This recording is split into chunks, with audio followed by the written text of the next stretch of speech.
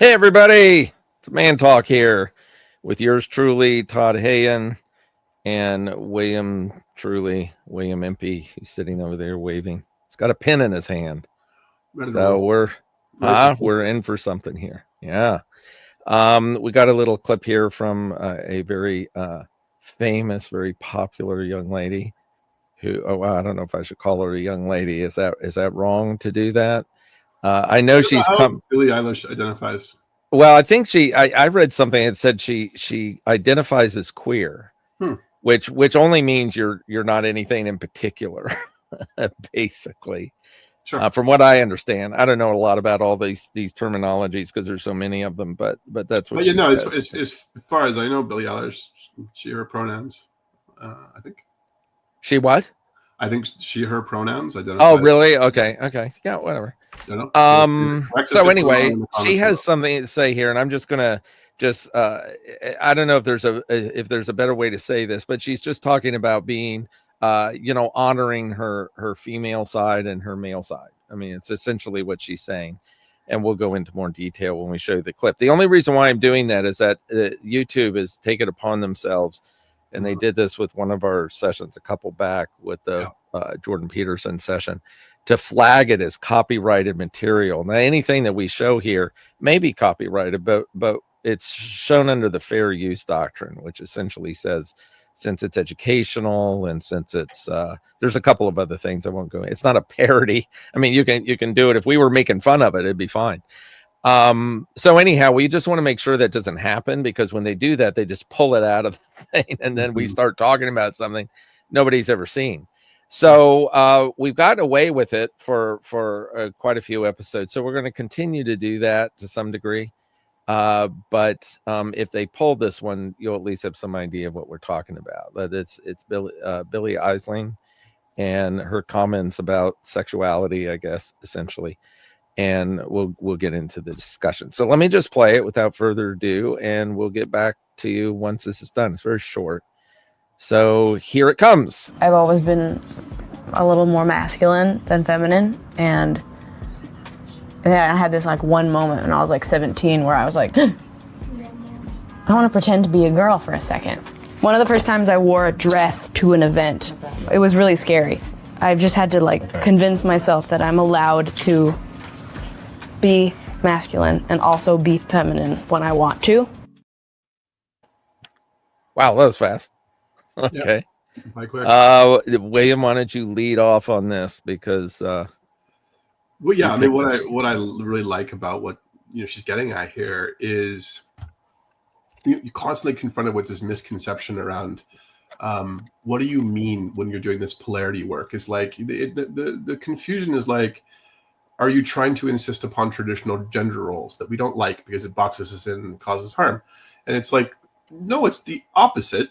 Because when you know the distinction between sex, which is biological, and gender, which is performative, then it frees you up, right? And when you also understand that, as Jung pointed out, we have the contrasexual polars within us. We have access to femininity and masculine energies. And we can be a choice, if we're conscious about it, in how we steward those. If we're not conscious, we get pulled into the cult of culture, and then we start performing it in a way that's predetermined.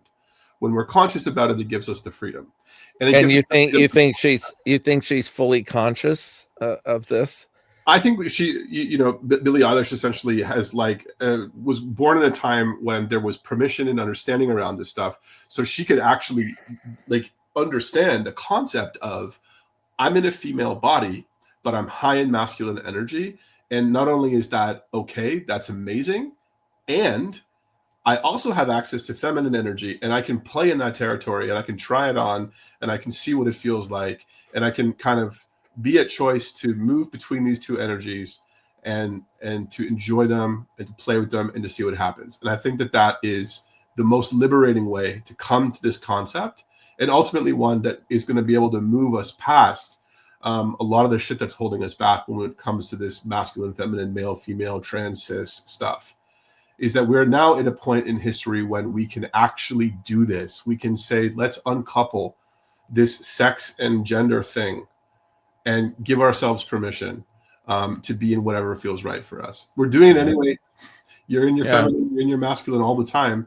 And, you know, part of the process of doing the kind of work that I offer is like seeing where that's coming from in you and being able to pull back the kind of veil and be like, oh, I'm in my feminine right now. Oh, I'm in my masculine.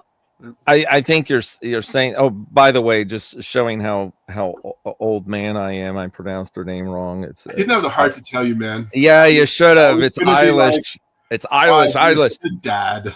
Yeah, I know. It's really bad. I have to admit, I did not know who she was when I looked at the Your clip. age is showing. Now you have a kid though. See, I don't. Or I'm not around my stepkids because they're all too old. But I don't. I mean, I was my career was music, you know, back in the day, and I kept up with stuff like that. But it was mostly film music, so you know there wasn't a lot. And now I don't know anything that's going on out there, music wise. You don't have to. I'm glad we're not. You've earned your ignorance. Yeah, I know. Enjoy your ignorance. You don't have to know about this shit. All you gotta do is hold virtual space. If I'm showing a clip of a very, very well-to-do, a woman that has done incredibly well in her profession, I should know her name. So I apologize to anybody, and I wish you had corrected me. Admirable accountability. I would also say that what our culture really gets wrong, and if you leave our culture and go to others that have reverence for their elders, you notice it right away. We do not understand what it means to truly have reverence for our elders and just give them permission. You fucking earned the right, man, to not fucking know. You did your well, it's very nice of you. You know, I can agree with that. I can say I earned the right, but that doesn't mean that I can't be accountable. And it's not like I'm going to lose sleep over it or anything. But anyway, going back to what you're saying, I think what you're saying idealistically is right on. I don't have any problem with that.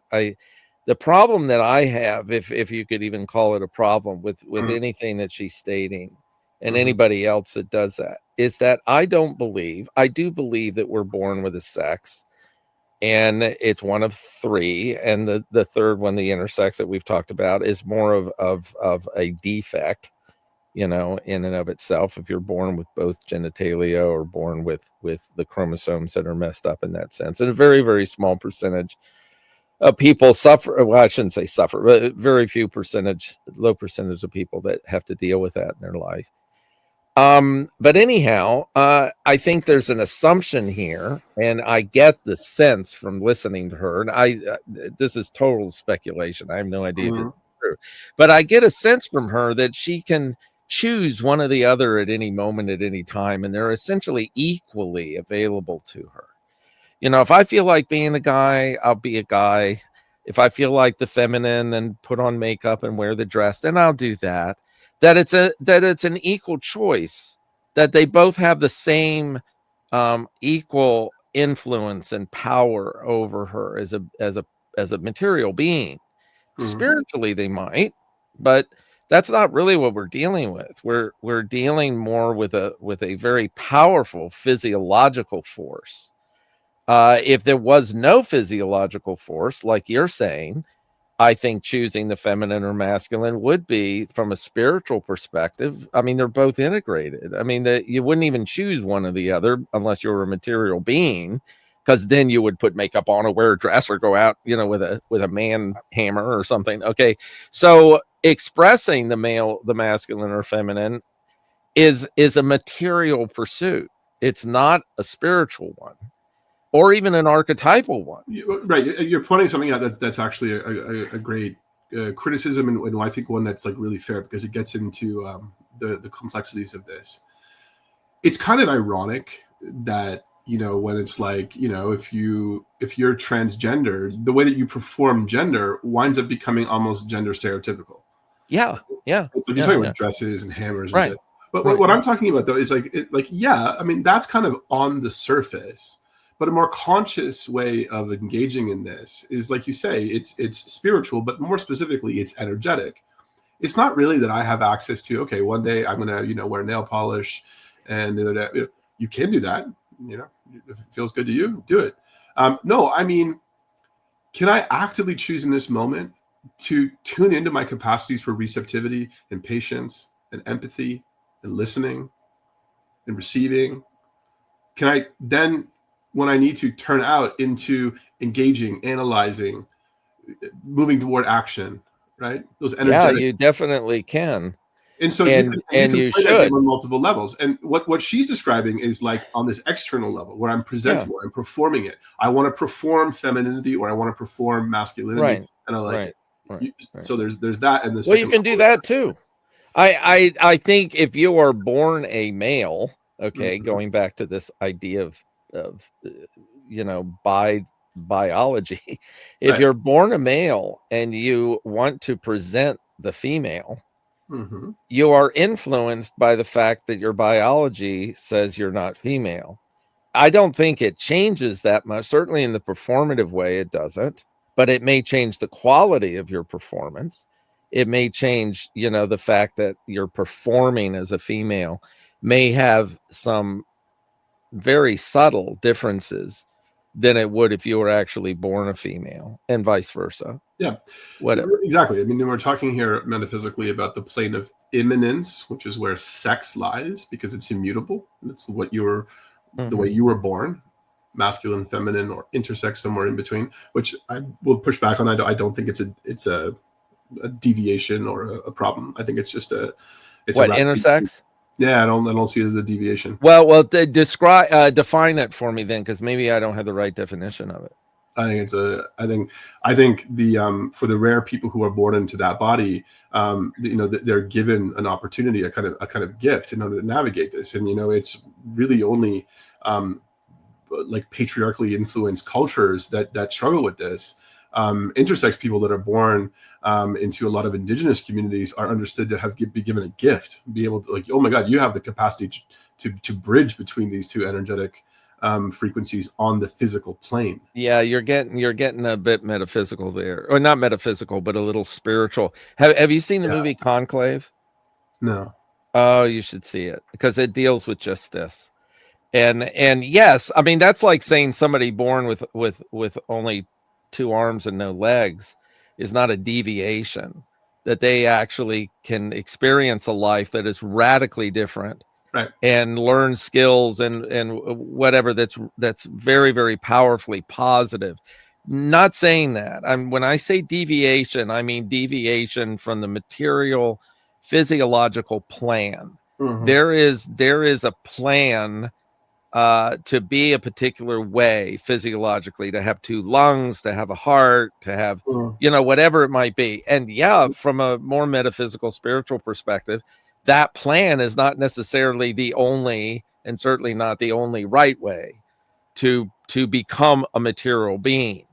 And I don't mean to imply that. There's a better way to word this. I'm not. My brain has kind of gone today, obviously. I'll grab you a little bit here. My position is one that's fundamentally existential, right? Yeah. What I'm saying here is this: human beings are imbued with the freedom to choose which perspective that they want to take. You can choose to see your sex in any way that's afforded to you, as long as, and this is classical existentialism, you're willing to take the consequences of your choices. So for Kierkegaard, it's like, you can transcend the immanence of your sex, and you can perform femininity if that's what feels good. But he says that you have a duty to remember that you can't break that. You have to be grounded in the truth, which is that I was born in a male body, but now I'm choosing to be in a female body, which I think, like a lot what we see now in radical gender ideology, they've made the attempt to try and cut that cord, which he says from an existential perspective is perilous. Yeah, let me throw something in here, and this again is for the audience too, to understand a little bit, and I think you would agree with this. The trans concept of a human being choosing to be the sex or to perform as the sex or the gender that he was not born with, or she was not born with. Which would be transgenderism, yeah. Okay, transgenderism. If it is the problem, and it's not going to word this well, the problem with it that most of the culture sees is that they physiologically try to change themselves in order to match that. That's transsexualism. That's different. Okay. So a person that decides to have no surgery, no medical intervention, no hormone intervention or whatever, is transgender. Yep, I'm comfortable in the body that I was born into. But they don't have to be comfortable. I'm not saying they have to be comfortable. Let me just give you my perspective here. Okay. So what it means to be transgendered is that I was born into, let's say, a male body. Okay. I'm okay with that. I like my male body, but I feel like presenting as a female, presenting with femininity, feels good and right to me, and maybe even necessary. Maybe I even feel compelled that it's good and safe and right for me to do that. Yep. Transsexualism is I don't feel good in this body. This body needs to change. It's really, really hard for me to feel safe and good and okay in this body, and I need to make radical changes to that in order to feel okay. Surgery, HRT, whatever.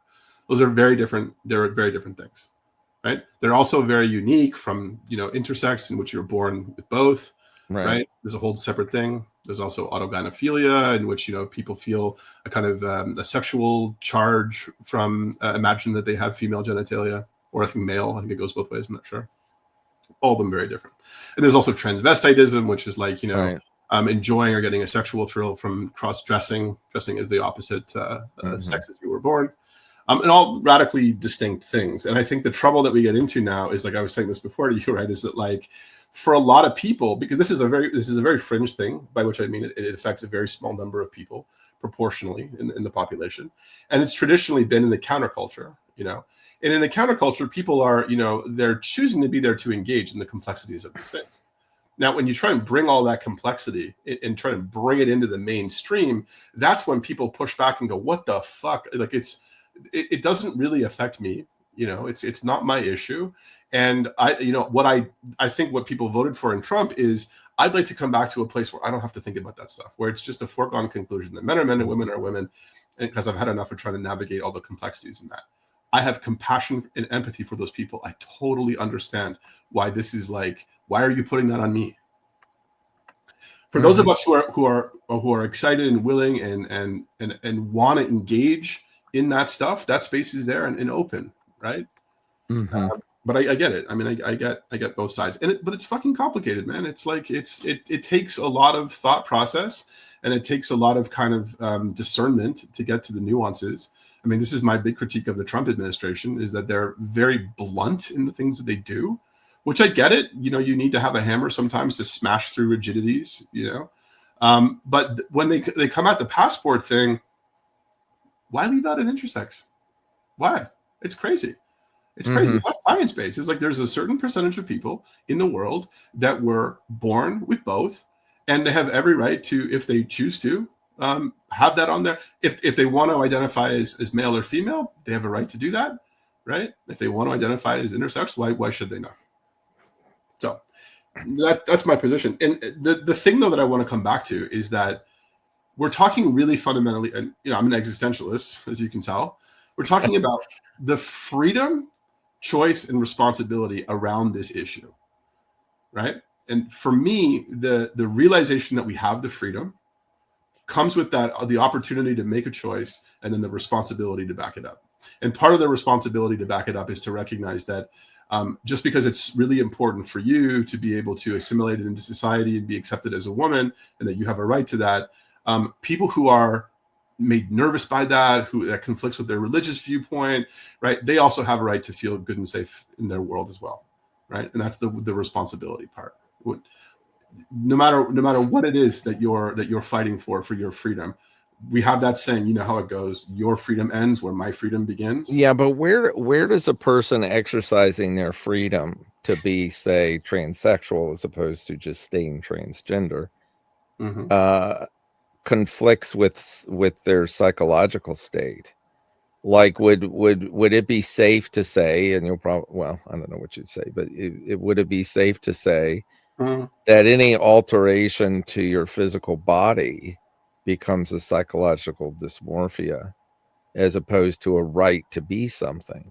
If I wanted to have horns inserted to my head because I thought I was a goat, is that my right to be what I want to be? But if I wanted to go around telling people I'm a goat and acting like one, that's fine. But if you start to change your body or mutilate your body for any particular reason, is that a psychological aberration and a pathology? And the other isn't. Or is the other also psychologically aberrant, but who gives a shit? I mean, if I want to go around saying I'm a woman and I was born a man and have a penis, as long as I don't cut it off, then who cares?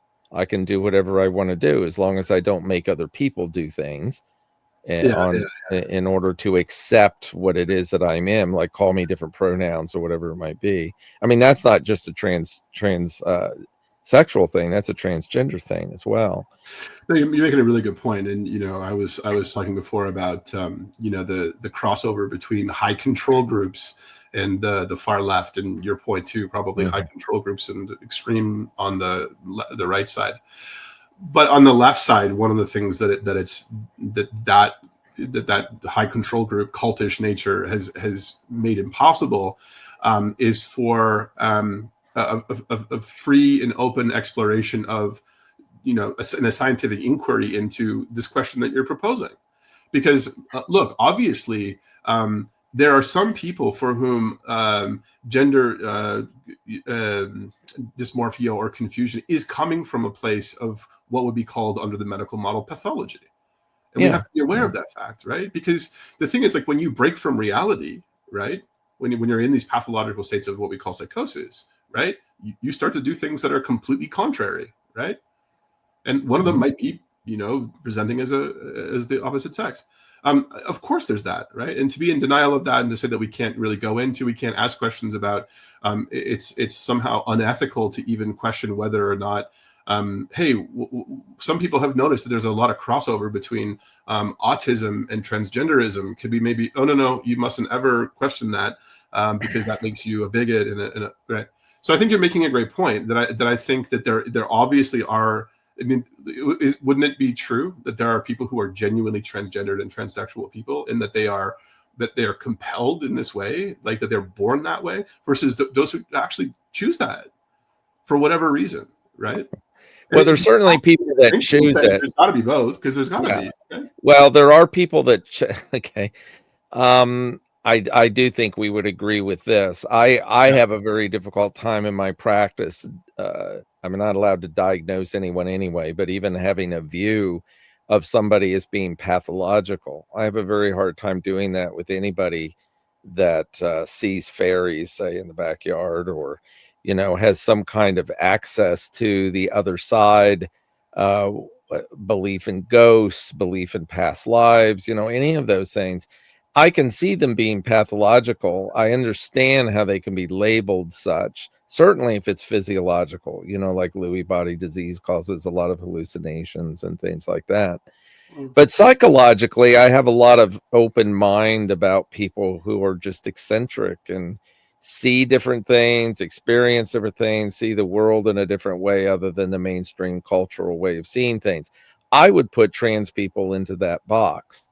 The ones that are not influenced by social contagion, influenced by the culture, whatever, the people that are probably, we could say anybody 50 years ago, okay, are not going to be impacted as much by the culture. And if they choose to dress like women and be, if they're born a man and believe that they are women or whatever, I would not see that as a pathology.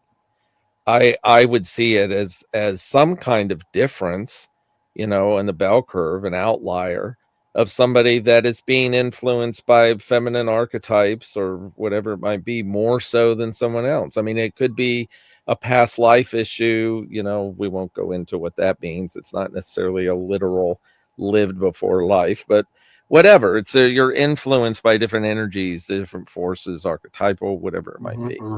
And there's nothing wrong with somebody that's like that. Yeah, they're unique. They're out of the ordinary. They're bell curve outliers, certainly, you know, statistically, but they're not necessarily abnormal. And I think the problem comes in from a psychological point of view, more than the insistence that the physical material reality match the mental reality and the psychological reality. You know, you can believe you're a snake and identify with that and have all kinds of amazing insight because your psychology is in alignment with something that you're physically not. But when you start cutting your body up in order to match that physical snake, then, I mean, very much like what you're talking about with, it's at Heidegger you're quoting with this It's all right, Kierkegaard. Yeah. Oh, Kierkegaard. Okay. You know, it's very much like that. It's in like what you were talking about earlier. I don't know if it was before we went on. You were talking about the whole Nigeria thing. It's like you can't. There's no point. It's futile effort. It's too much energy to try to change material reality to match something that's psychological. Maybe I'll tell the story just to bring people in. Yeah. Go ahead. I was talking about having a very interesting experience in contact with a gay man who was born in Nigeria and who had escaped a tremendous amount of abuse because he was caught. He was caught in the act, you know. And he came to Canada to seek asylum. Yeah. And one of the things that he said to me that I found really interesting was, you know, I asked him how he felt about his abusers and about the country that he had left. And he said something to the effect of, well, you know, Nigeria is Nigeria, and it's a homophobic country. And there are people who see homosexuality as abhorrent. And there's people that are just simply upholding that law, whether or not they agree with it. The cops that beat me, I think they were just upholding the law. And he said, my perspective is, I don't need or want Nigeria to change for me. I'd just like to leave the country and go somewhere where I can live my life freely, but I don't need Nigeria to change for me. And I thought, holy shit, wow, what a very evolved and mature way to come at this. And because there's a kind of, and this isn't about, like, you know, I'm not trying to say that we shouldn't enact social change, but there is this narcissism in people where it's like, oh, you should change for me. You should bend over backwards. You know, the whole, I think it's even Billy Eilish that she has this lyric where she, maybe it's not, but it's in that genre where one of the lines of the song is, I'd stop the whole world just to stop this feeling. And on the one level, she's talking about, sounds like feels, Well, on the one level, what she's talking about is what it feels like to be flooded in a panic attack, right? Mm-hmm. On the other hand, I think she's either consciously or unconsciously talking about this narcissistic part of us that literally will, like, I'm so overwhelmed in my needs that I would literally destroy the world in order to get them met, which is crazy. But yeah. Well, we see a lot of so. I just think it's like what an amazing perspective to have. One that I think a lot of us don't have. That we shouldn't expect society to change for us. In fact, we should expect ourselves to change for society. And you know where that great line comes from? JFK: "Ask not what your country can do for you, but what you can do for your country." And I'm like, holy shit! People have no concept of what the fuck he's talking about anymore. No, they don't. Everyone is going the other way. What are you going to do for me? How are you going to change for me? You need to meet my needs. You need to bend over backwards for me to make me fit, as opposed to, oh, I have to sacrifice for the collective. I have a freedom to live my life the way I want, but I can't expect some, like I use this example all the time, you can't expect some little old conservative Christian lady in the middle of some farm country to understand or accept the way that you are. I mean, I know that you would feel better if she did, and I think you deserve to be accepted and loved for who you are. But thinking that, like, if she can't accept me, fuck her, she's a bigot. No, man, that seems to me narcissistic. I understand where it's coming from, but it seems narcissistic. This opens a big can of worms because in listening to you, I get hit with this idea of, say, well, we could even use the Nigeria thing as an example. It's like we also are here to fight for our rights and our freedoms as individuals. 100%. And I think what I take away with what you said about your Nigerian client, I'm assuming was that right? Or whoever you talked to, not a client, but somebody you talked to about this, is that you make that choice as to whether you're going to be a champion for the cause or if you're going to be a champion for your own individual life.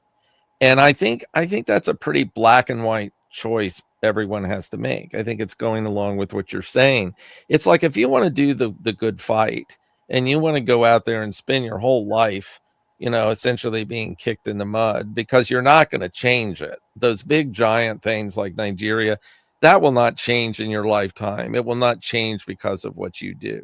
But you look at things like Martin Luther King and you look at what he changed. I mean, one guy leading, a group of people essentially leading the cause for those civil rights. I mean, that was a pretty big deal for one person to accomplish. So there are people that can devote their life to things like that. But this whole idea, and I'm just thinking about what's going on now, this whole idea with compliance, there's a lot of people that I interface with that are anti-vaccine, certainly the COVID one, anti-government telling you what to do, put masks on, compliance. Digital IDs are going to be like, no way, digital cash, no way, getting rid of cash. And if anybody ever says, well, what are you going to do? Are you going to be able to go grocery shopping if you don't have a digital ID? If you comply with that, then you're the enemy. You can't comply. And theoretically, that's true. If nobody complied, it wouldn't go through. Okay. But as an individual, you have to choose if you're going to be one of those people, one of the ants that build the bridge over the creek that drowns, just so the other ants can walk across. If you're going to sacrifice your life for the cause, then fine, do it. But if you decide not to, it doesn't mean you're a piece of crap. Doesn't mean this Nigerian guy has failed all of the gay people in the world because he didn't fight for gay rights in Nigeria. And I think that's a big issue. I think that's what you're saying. Maybe you're not.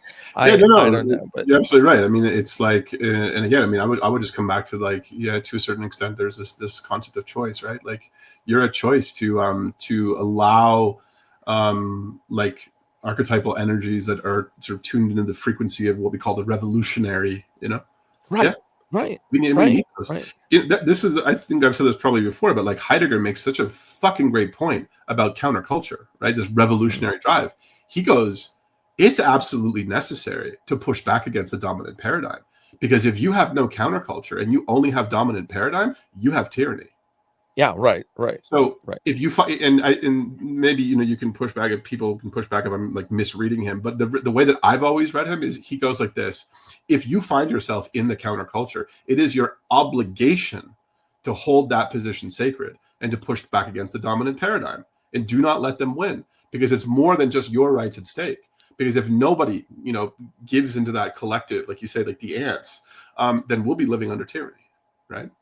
And yes, I mean, I'm kind of like laughing in my own head. But no, but isn't that kind of opposing what I'm saying? It's like, if it isn't, I always say, this is popping in my head, so I'm going to say it, and I can't remember which one this was, but one of the Yellowstone spinoffs.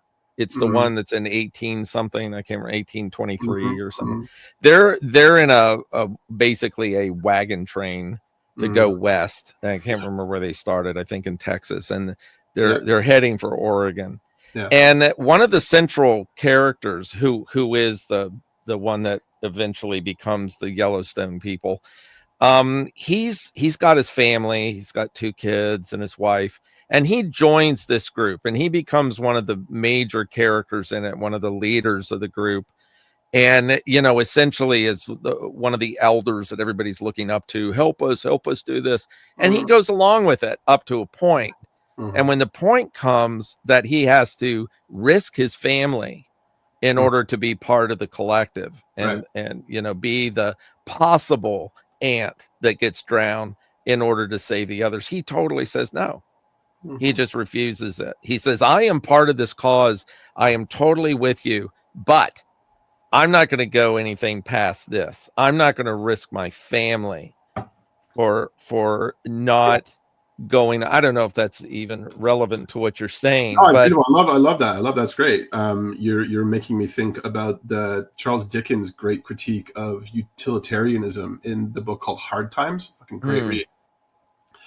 Utilitarianism, the greatest good for the greatest number. It's like, right. I have money for my child to go to the university, and you have money for your child to go to university, but my child is not going to doesn't cut it academically. Yours does. I ought to give you money. You don't have enough money, I should give you mine. Right. Your kid will go to university. He'll become a great doctor and contribute to society. Greatest good for the greatest number. Right. Great. Sounds good, right? Doesn't fucking work. The only way you can make that work is through tyranny and the state monopoly on violence. And the reason it doesn't work is it's fundamentally inhuman.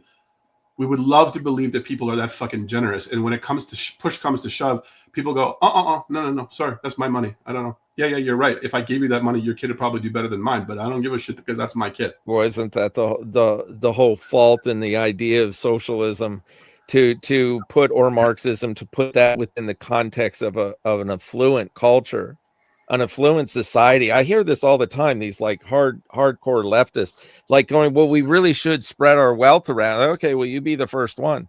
Go sell your house and keep $50,000 of it so you can get a little shack somewhere and give the rest to the culture. They're not going to do that.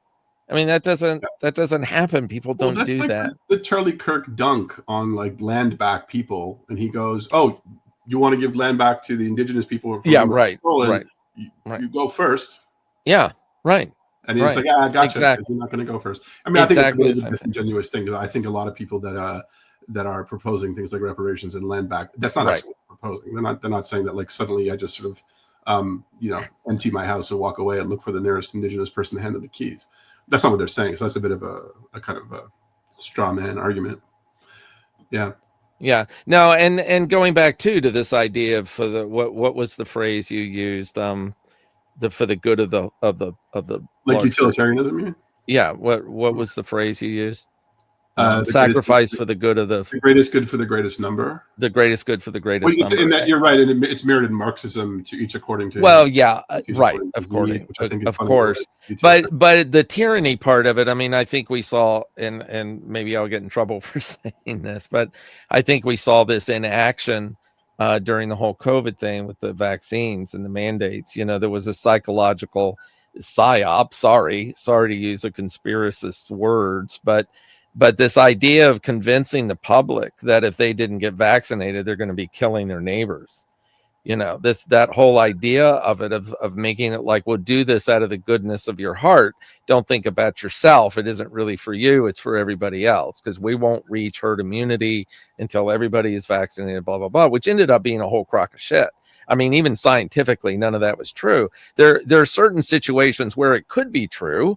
Okay. I mean, like if you're on a lifeboat and there's 6 people there and you only have food enough for 4, I'm going to give up my food so that all the rest of you will live. I mean, that is a literal truth.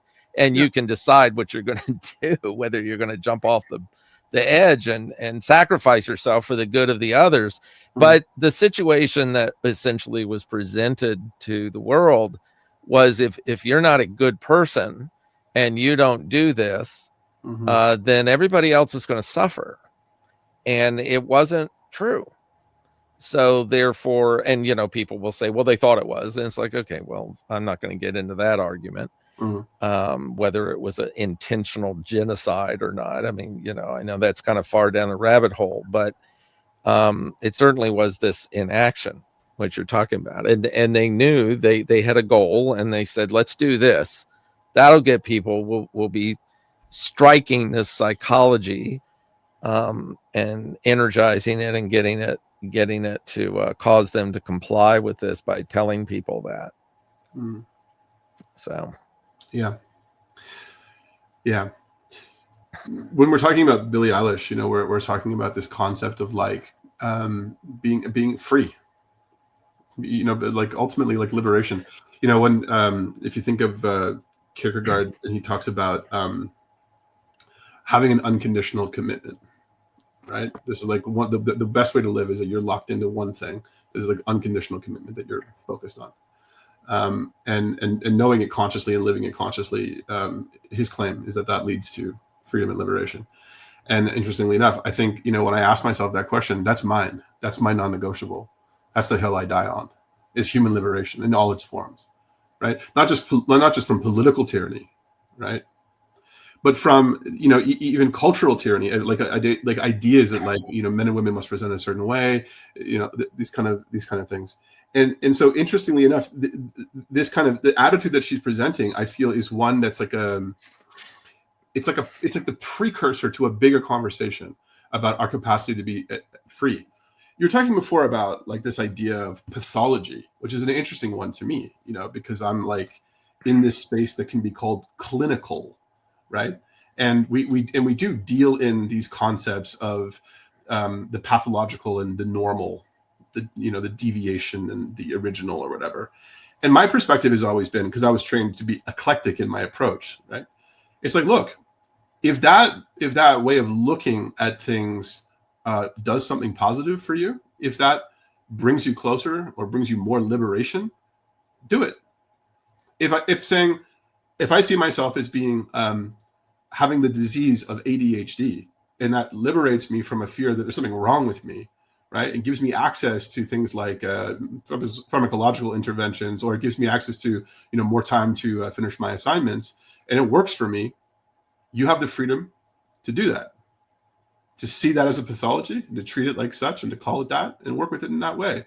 You also have the freedom to go, that's an adaptation in me, this neurodivergent thing that makes me look like I'm ADHD in the lens of the medical model. No, that's a blessing. You know, that's my capacity to dissociate from things around me that are overwhelming and uninteresting to me, and instead to have, you know, greater access to what's actually driving my consciousness. You know, thinking about ADHD, if ADHD will be hyper focused on things that are interesting to them. That sounds healthy to me in a weird way. Yeah, I'm not commenting specifically on what you said about ADHD, but what happens if one of those choices is based on a lie, or one of those choices is based on an unconscious influence that has no relevance and no purpose in one's life? You know, the lie part, let's not get, I mean, if you want to get into that, you can, but this idea that you have a pharmacological influence in the world that's incredibly powerful, and they're going to want to sell a drug to anybody for any reason. I'm not saying ADHD isn't a reason, but anyhow, you've got that going. So you could look at that if there was some science behind it, to look at that. I mean, just like the whole antidepressant thing. I mean, the SSRIs are basically being kind of drummed out of the science. Oh, we didn't know that. Oh, that's not really how it works. You know, that's happening now in you know, mainstream science. We're seeing that. If there's side effects to taking the SSRIs, and you decide that if you take them, the placebo effect causes you to feel less depressed, is that a viable choice? Sure it is, in one sense, but it's based on untruths. And it's like, I mean, if that's the case, I mean, I'm making it black and white just to make a point. But I'm more concerned as a therapist, I'm more concerned about the pathology of the unconscious. I don't see behavior as being pathological. I see, or have a pathological cause. I see behavior as a deviance or a departure from what one wants and one believes is right for them, that they end up behaving a particular way. They lose relationships, they lose money at a job because they're not assertive enough, whatever the reasons are. Those are very often based on unconscious complexes, which are systems that were formed usually in childhood through trauma. And the reason they keep affecting you is because they're unconscious. You know, and they're unconscious, and the work is to make them conscious. That doesn't mean to make all the unconscious conscious. I mean, that's ridiculous. But these particular aberrations, these systems that operate at one time, they had good purpose, or at least they thought they did. It's not like the devil came into your body from external. You know, you created the complex in order to solve a problem you had with your safety. So you create this system that then no longer has any relevance when you're 35 years old. Your solution became the problem. But that's the work. Yeah, the work is to make these unconscious systems conscious. There's no pathology in that paradigm. It's like nothing. The only thing that's pathological is that a system that used to have some sense to it no longer does, but it's still operating. That's the only pathology in it. So it isn't like you have some broken part in your head or some broken part in your body. No, totally. I mean, that's one of the first things that I think is really important for people to tune into is like, hey man, what constitutes your trauma is the defense, not the event, right? Yeah, right. And right, exactly. Unless it be the defense because it protected you. That's right. The only issue at hand here is that your unconscious solution has become the problem, and now that it's unconscious, we can learn to let it go. Yeah. Worded perfectly. Now, with the ADHD thing, I was gonna say something to your point because I think there's an interesting thing to say here. So I have a client, let's say, and they say, I think I'm ADHD, and I go, okay, cool. We talk about it. I speak from my own personal experience of it, and they say, I think I want to go get diagnosed. I say, all right, go get diagnosed. They come back and go, yeah, I've got ADHD. And I said, okay, well, what does it mean for you to feel that, to get that diagnosis? What does it mean for you? What do you feel about it? We talk it through. One of the things that I will definitely kind of say, can I offer you something on? Is like, that ADHD was actually created by a marketing team. They'd be like, what are you talking about? And be like, yeah, this is not conspiratorial shit. Go look it up. It's out there. It's not even hidden. As far as I can remember, the way the story goes is that they stumbled upon ways to synthesize these methamphetamine compounds that have this amazing effect on people, fucking hyper focus. And they go like, well, what do we do with this stuff? And they're like, well, we could sell to people who have trouble focusing. Well, what people? And then they literally, this like marketing team comes up with attention deficit disorder, a way to kind of, give words to name and tame this this phenomenon that we all experience of dissociation and checking out. Right. Now, if a client goes to me, oh shit, that's fucking wild. That changes things for me. Now I feel like I'm like manipulated into this. And now I don't know if it feels really comfortable for me to like walk around identifying with this thing because now I feel like a puppet on a string to this pharmaceutical. Yeah, cool. I'm with you. They might also go like, that's crazy. But Vyvanse is fucking awesome. It really does the trick, man. It really locks me in. And my life is better for having Vyvanse. And I don't give a shit who created it. What I know is that it alleviates the suffering that I have of checking out. And it brings joy and freedom and abundance into my life. I'm with you. I'm with you either way you want to go. Fuck that shit. I don't want to be a slave. But the key thing to your story, there is you brought a consciousness to that person. Exactly. That they didn't have before. And if the consciousness comes in and they still decide to take the drug, then that's it. Okay, fine. My grandma says, as long as you're doing it in awareness. Yeah, right. Well, that's a grandma way of putting this like Jungian concept or Freudian concept of the unconscious, creating all these problems. Now, there's a lot of holes in this idea that you could poke. So if you're out there listening, this go, well, that doesn't make sense because of blah blah blah. Yeah, you have a point. I mean, there are. I presented it very very simplistically, just to make the idea come into form. There's always detail that screws everything up. I mean, we can make any broad statement about anything. Anybody's going to find detail that then goes, well, what about this? I mean, I always call those outliers. There's do you know Robert McKee, the guy who wrote the book on story, who did all those brilliant workshops on how to write screenplays? He was kind of famous. He was in the movie Adaptation. What's the guy's name? I forget the famous like avant-garde filmmaker guy. I took his course and somebody makes, he's trying to talk about like these different genres and how they all have this kind of pattern and how they're like archetypal really and not really formulaic, and of course he's been doing this for so long, right? Somebody puts this up their hand and he points out an exception to the rule that he's trying to model and teach, right? And Robert McKee fucking rips this guy a new one. And it was like something to watch. He goes, can you do me a favor? And can you just stop trying to find a fucking exception and just listen to the rule that I'm presenting you with? Because we're never going to get anywhere if all you do is point out exceptions to rules. Yes, there are exceptions to every rules. Yeah, completely uninteresting for the point of us to learn how to create these structures and play within them in order to make great art. Yeah. I don't know. The whole room just kind of goes quiet. I'm like, wow, somebody who's fucking masculine somebody's up there with some serious aggressive energy and unafraid to wield it.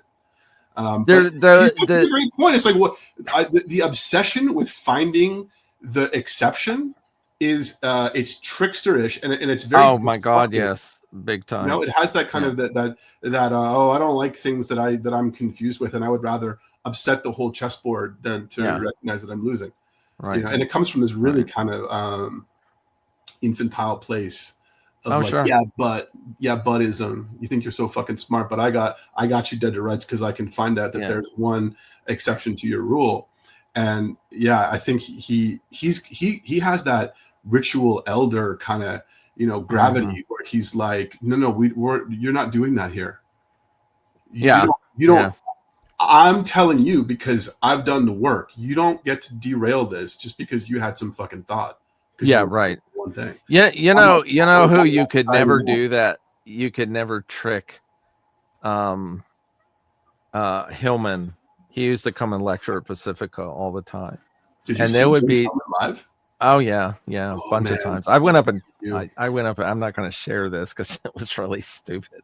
I went up and said something to him about something that he was talking about that really bombed. It's like, I mean, I was trying to be funny, you know, so it wasn't like some serious thing. But one of the things. Hold on, what the thing that you said to James Hillman like fucked him up?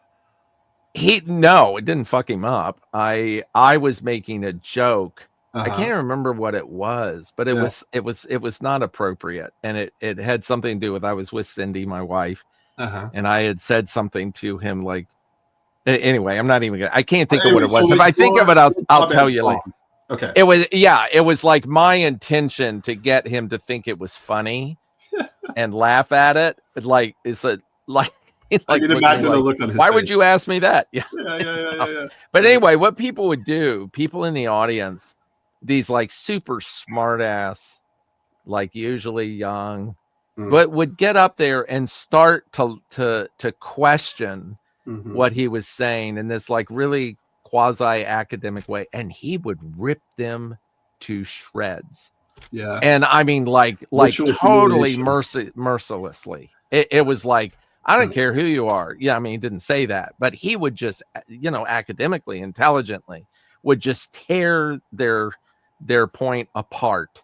And it was fascinating to watch that. And that's one of the things that people say, oh, you got to go to the Hillman lecture. You got to hear him because somebody's going to get up there and try to tell him off and try to tell him they know more than he does, and he'll tear them to pieces. You've got to go and watch this. And sure enough, every time there was always somebody that did that. Anyway, I wanted to jump back to Billy before we stop. Okay, let's do that. I don't mean to cut you on James Hillman though. Oh, okay, go. Blessed be the ritual elders who have the mandate and the courage to recognize that, you know, when you are a student of the ritual elder, or when you're in his space, when your grandiosity is interfering with your ability to grow, he will alleviate you of that and not feel badly about how it makes you feel. Yeah. Sorry, excuse me, 1 second. Your grandiosity is in the way here. I'm just going to remove that for you. Oh, fuck, that hurt. Oh, but thank you, because now I can put that stupid infantile shit to rest and actually receive the fucking wisdom that you're giving me. Yeah, right. And the fact that that is such a problematic thing, and I understand why it is. Obviously, you know, that kind of space and that kind of power has been abused, you know, enough that it's really impacted the culture, but that we no longer really feel. I mean, I think maybe we kind of do more than we realize, but that being problematized, it doesn't help anybody. Your you getting to sort of hold on to your grandiosity is not helping anybody. And they don't care. Can like brutally alleviate you of that is a gift. Right. So, right. And you know, as a master teacher, I mean, I don't think what he did to those people was ego driven. I think because he doesn't need it to be. He doesn't need to challenge as a ritual elder. That's right. Exactly. Ritually. Yeah, exactly. Yeah, exactly. Of course, I didn't know that at the time. Yeah. I just thought he was cool for doing that. And he was cool for doing that. I mean, the old Cynics up there. But anyway, what I was going to say, and I'm meaning to say this from the beginning, I'm curious to know what you think of this. There was a time, and certainly in my generation, where girls, particularly as they were growing up, could very easily go through a tomboy stage.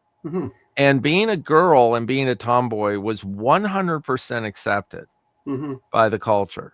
The other way around wasn't. You couldn't be a boy and be whatever you would call that, a tom girl, whatever a boy is that wants to be effeminate. You would be chastised, probably more by your father than anyone, you know. Quit being a little girl, quit being a pussy, quit. A father hopefully wouldn't say that.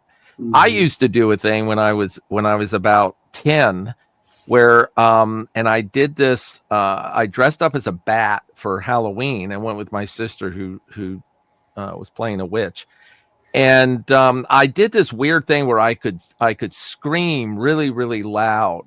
I go like that and put this really high pitched thing. And I thought it was really cool. And I would do this all the time, like even at home. Like you're echolocating. Yeah, right. Exactly. That was the idea behind it. Yeah. And I remember my dad just got furious with me. And he said, "You sound like a girl when you're doing that." And it never crossed my mind that they thought it sounded like a bat. I mean, I never associated with anything feminine, but apparently he thought it was like a little girl screaming or something.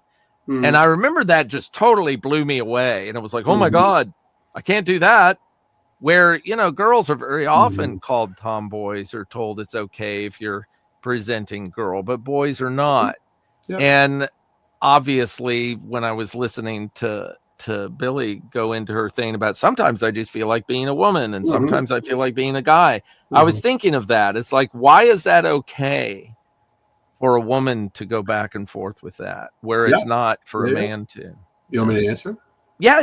That's why I'm babbling about it. I want to hear. Yeah, and I mean, and like to your point, like this is why I like that clip, because like thank God we're in a place now where finally, you know, it's like, yeah, you can be a tomboy or a tom girl, whatever it's called the other way around, and it's like it's fine, you know, for the most part. So I think what happens in one of way to explain misogyny and homophobia is that when a man is developing and especially when he's not going to be ritually initiated into masculinity in its mature form, right, and he's left to his own devices, what he very quickly realizes as he enters adolescence is that he needs to leave behind little boy energy and move into adult energy. But because he's not guided by a ritual elder and he's confused, he conflates infantile masculinity with femininity because there's so much crossover. Oh, absolutely. Receptivity, openness, right? Because there's no one to help for him to uncouple those things. He suddenly starts to think, oh shit, you know, it's the feminine. I should distance myself from the feminine because of the overlap with the infantile. And then when you get a whole group of boys that are not initiated and who are not under the control of ritual elders, when they all start to do that, that energy kind of colludes with this like individuation process of pulling away, right? And what happens is, and I think it's kind of given that there is no initiations, it's almost kind of required to push it away. I think the problem is that when it goes too far, it goes unchecked and it remains unconscious, it then like metastasizes into homophobia and to misogyny. And I think that's kind of why the taboo is not there in the feminine, because even though there may not be ritual elders to steward women through the body-based initiations of menarche and menopause or perimenopause, you know, it's different, and there isn't that kind of threat. They don't have that compulsion to kind of make that distinction and pull back. So I think that's where that comes from. Yeah, there is an age where they can no longer be a tomboy. They reach adolescence. I'm sure. I think it's probably it's adolescence basically. Once they start having their period, once they become women. That's also another huge, since you have a lot of expertise in this area. I mean, it's one of the huge physiological markers. Men don't really have that. There isn't anything that physiologically happens. We were not given that gift. They're not, where they can mark the difference from boyhood to manhood from a physiological perspective. I guess pubic hair is one, but it certainly isn't like having a period. Okay, because that's directly make you a man. No, pubic hair does not make you a man.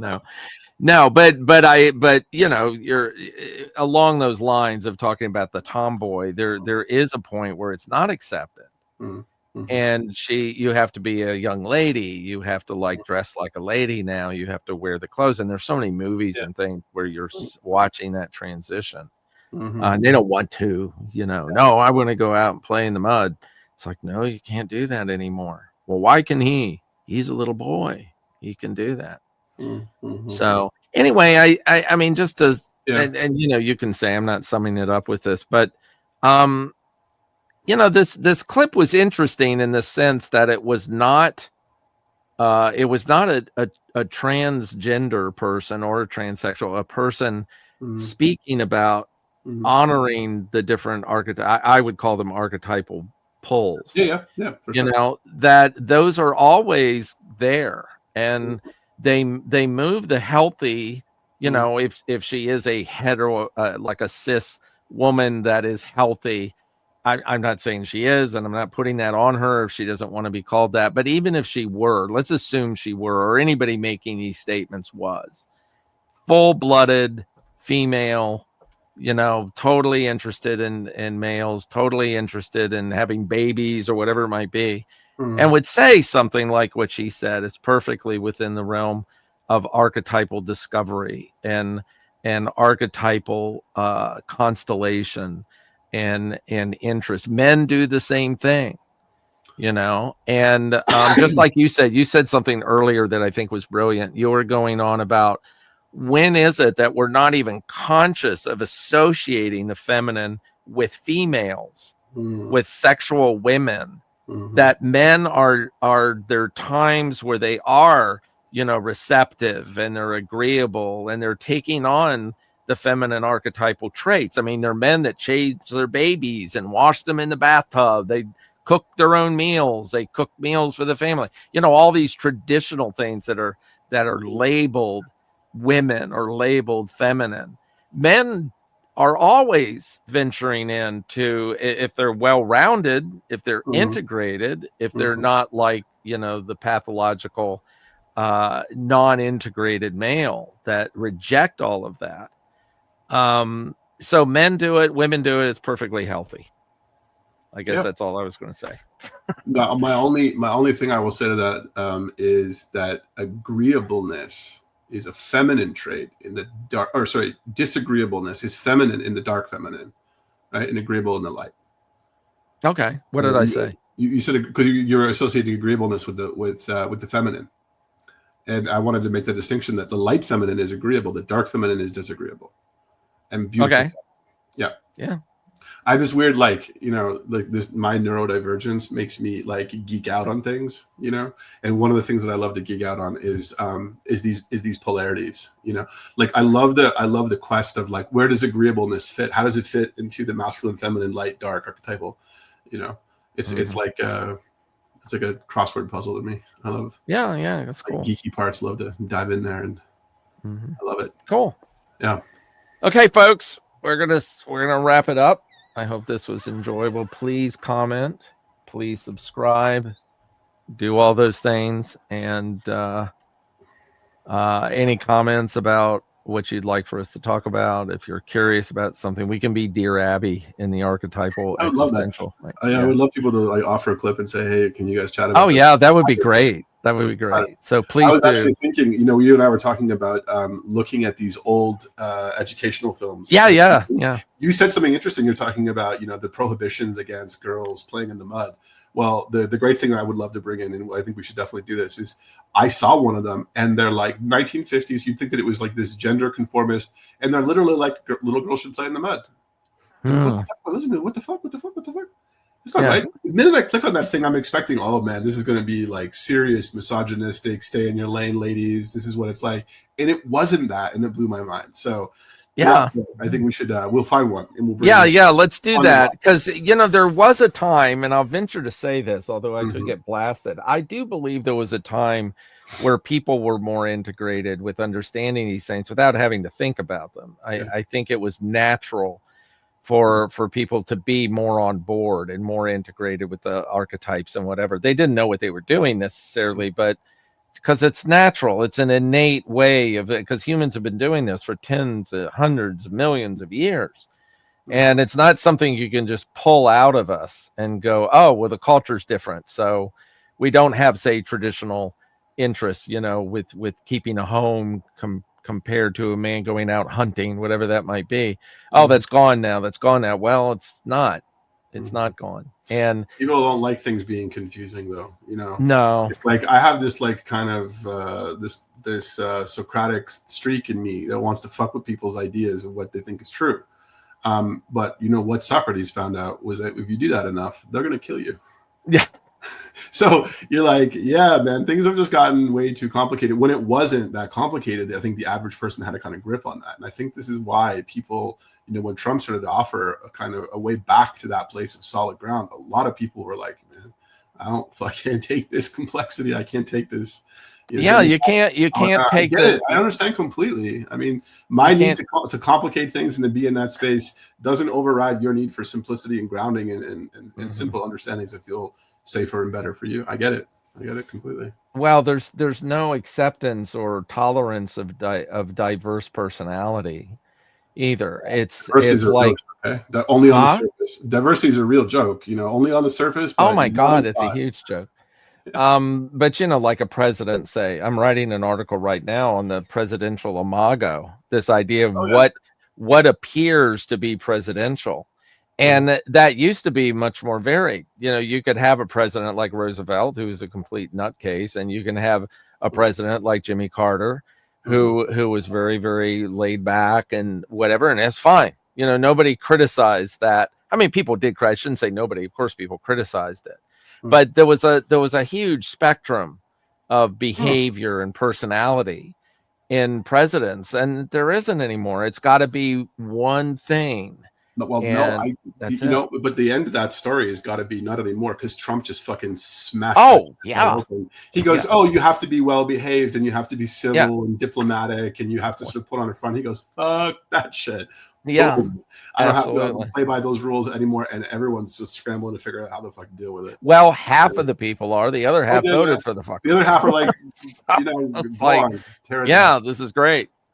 Yeah. All right, folks. Great talking to you. See you next week. And maybe one day we'll do live ones, so we can have a stream of people like talking to us. So for sure. We'll try that. Take a lot of shit from people for sure. That's right. Take care. See you next week. Bye-bye.